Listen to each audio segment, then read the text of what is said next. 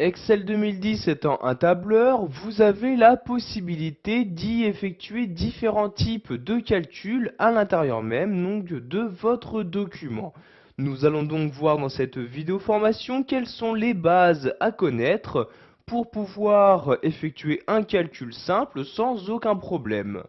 Donc tout d'abord, vous devez sélectionner la cellule dans laquelle vous souhaitez effectuer un calcul. Donc par exemple ici, je vais sélectionner cette cellule-ci comme ceci. Donc pour insérer une formule, vous devez tout d'abord donc insérer un égal avant celle-ci. Donc ici, j'insère un égal à l'aide de mon clavier. Donc vous pouvez par exemple effectuer un calcul simple comme une addition entre deux chiffres. Donc par exemple ici, si j'écris 4 plus 5 comme ceci, j'appuie sur la touche entrée et vous pouvez voir ceci m'affiche automatiquement le résultat. Donc résultat qui est bien de 9. Maintenant, je vais insérer une nouvelle formule dans cette cellule-ci. Je la sélectionne donc, puis j'insère mon égal. Nous allons maintenant voir qu'il est possible, par exemple, toujours d'effectuer une addition, mais cette fois-ci, nous allons effectuer une addition entre deux chiffres qui se trouvent déjà donc dans mon document. Donc vous voyez ici, j'ai inséré mon égal, ensuite je vais sélectionner la première cellule. Donc je vais par exemple ici prendre cette cellule-ci. Donc je clique dessus pour la sélectionner et vous pouvez voir ici que les coordonnées de maintenant la cellule en question donc, se sont bien insérées dans ma formule. Donc, vous voyez E2, si je regarde E2, il s'agit bien de la cellule sélectionnée. Ensuite, j'insère un plus et je vais par exemple additionner cette valeur à la valeur suivante, donc celle-ci. Je clique donc ici sur la cellule en question. Pour valider ma formule, j'appuie maintenant sur la touche Entrée et voyez, donc j'ai pu faire très rapidement la somme ici de ces deux premiers totals des achats. Donc l'avantage d'utiliser les formules est que maintenant si je modifie donc une somme ici des achats, donc par exemple ici à la place de 155 je vais mettre 200 comme ceci, donc vous voyez j'insère 200, j'appuie sur la touche entrée, donc vous pouvez voir ici que la valeur a été modifiée, mais en même temps également donc le résultat de ma formule qui est utilisée, donc cette valeur, a également été modifié pour s'adapter donc aux nouvelles données que j'ai choisi donc d'insérer dans mon document.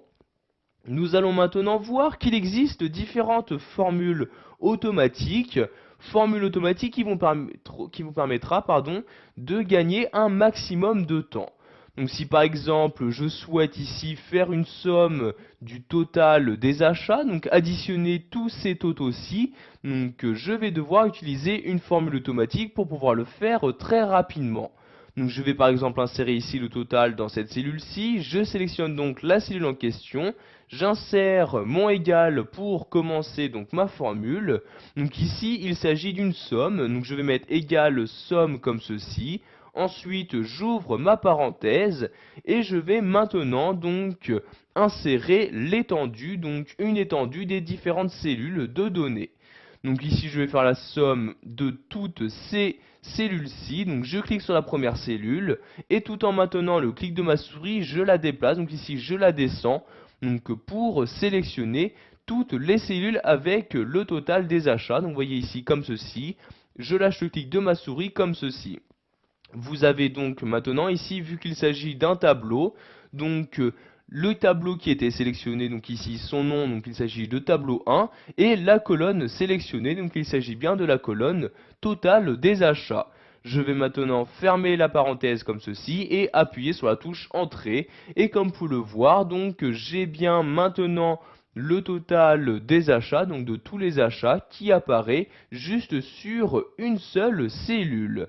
Sachez que vous avez la possibilité d'enchaîner donc les différents calculs. Donc par exemple, si vous souhaitez maintenant à partir de cette valeur-ci donc créer une moyenne, donc je double-clique ici sur la cellule pour de nouveau pouvoir éditer ma formule et je vais ici insérer donc de nouvelles données donc à la fin. Donc je place mon curseur à la fin, j'insère ici donc le slash pour dire que je souhaite diviser cette valeur et je vais ici la diviser par 20 pour m'afficher une moyenne.